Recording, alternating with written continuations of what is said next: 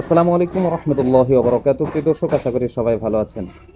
Indian দুইজন border guard সীমান্ত অতিক্রম করে বাংলাদেশের সীমানার মধ্যে ঢুকে বাংলাদেশের কৃষকদের উপর নির্যাতন করা সহ তাদেরকে অত্যাচারের কর্মকাণ্ড সংঘটিত হলে স্থানীয় জনগণ বিজিবি ক্যাম্পে খবর পৌঁছানোর সাথে সাথে বিজিবি সদস্যরা এসে সেই দুই বিএসএফ কর্মকর্তাকে পাকড়াও করেছে। আপনারা স্ক্রিনে যে ভিডিওটি দেখেছেন সেই ভিডিওটি স্পষ্ট দেখা যাচ্ছে যে বিএসএফ সদস্যদেরকে বাংলাদেশের বর্ডার গার্ড বিজিবি যারা আছেন তারা ধরেছেন এবং তাদেরকে নিয়ে ক্যাম্পে নিয়ে যাওয়ার চেষ্টা করছেন।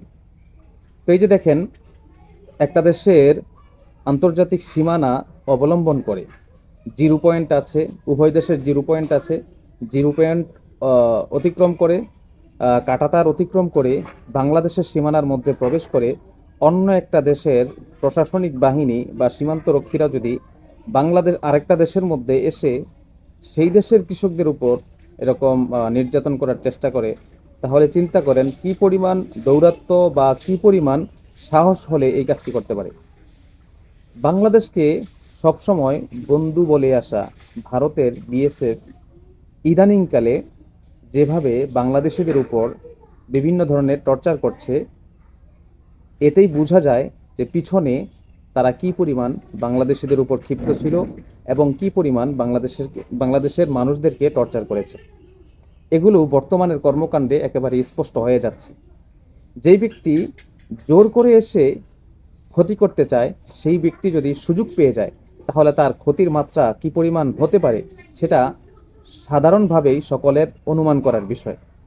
তো এই যে দুইজন বিএসএফ সদস্য আন্তর্জাতিক সীমানা ক্রস করে বাংলাদেশে এসে যে এরকম দুঃসাহস দেখিয়েছে, এদের ব্যাপারে আপনাদের মন্তব্য কি কমেন্টে জানিয়ে যাবেন। আর দ্বিতীয়ত, আন্তর্জাতিক আইন লঙ্ঘন করে, সীমানা লঙ্ঘন করে, যেহেতু এক দেশের বর্ডার ক্রস করে আরেক দেশে এসে সেই দেশের কৃষকদেরকে নির্যাতন করার ঘটনা ঘটেছে, তো এটা যদি আন্তর্জাতিক সীমানা যেহেতু লঙ্ঘন হয়েছে, তার মানে আন্তর্জাতিক আইনেরও লঙ্ঘন হয়েছে। তো আন্তর্জাতিক আইনের যদি লঙ্ঘন হয় তাহলে তাদের বিচারও আসলে কিন্তু আন্তর্জাতিকভাবে হওয়া দরকার, আন্তর্জাতিক আইনেই হওয়া দরকার। তো প্রিয় দর্শক, এই যে নিত্য নতুনভাবে বা প্রত্যহ ইন্ডিয়ার সৈনিক যারা আছে, বর্ডার গার্ড যারা রয়েছে, বিএসএফ সদস্য যারা আছে, তারা বাংলাদেশের জনগণের উপর এতটা ক্ষিপ্ত কেন? তারা বাংলাদেশের জনগণকে কেন এত অপছন্দ করে এবং বাংলাদেশের জনগণ তাদের কি ক্ষতি করেছে যে বাংলাদেশের সীমানা ক্রস করে বাংলাদেশের ভিতরে ঢুকে বাংলাদেশের জনগণের উপর আক্রমণ করতে হবে? এর কি সুষ্ঠু তদন্ত হওয়া দরকার না? এর কি সুষ্ঠু বিচার হওয়া দরকার না? আমি মনে করি যে অবশ্যই হওয়া দরকার। তাহলেই বেরিয়ে আসবে যে আসলে কি জন্য, কাদের ইন্ধনে বা কিসের ভিত্তিতে, কোন সাহসে বাংলাদেশের সীমানাতে এসে বাংলাদেশের কৃষকদের উপর আক্রমণ করবে। এটার যদি সুন্দর একটা সুরাহা না হয়, নিষ্পত্তি না হয়, তাহলে এভাবেই সবসময় ইন্ডিয়ার বিএসএফ যারা আছে তাদের কাছে বাংলাদেশি যারা কৃষক আছেন তারা নির্যাতনের শিকার হবেন।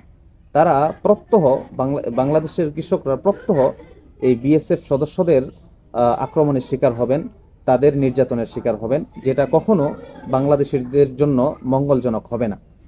তো এগুলো যদি আন্তর্জাতিকভাবে সুরাহা হয় তাহলে আমি মনে করি সীমান্তবর্তী মানুষ যারা আছে তারা শান্তিতে দিন কাটাতে পারবে, অথবা সীমান্তবর্তী মানুষ সবসময় টেনশনে থাকবে, সবসময় হতাশায় থাকবে।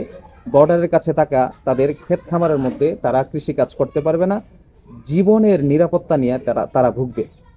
তা আপনারা কি চান যে বাংলাদেশি কৃষকরা জীবনের নিরাপত্তাহীনতায় ভুগুক এবং বিএসএফ সদস্যরা তাদের সাথে কোনো গ্যাঞ্জামে জড়াক?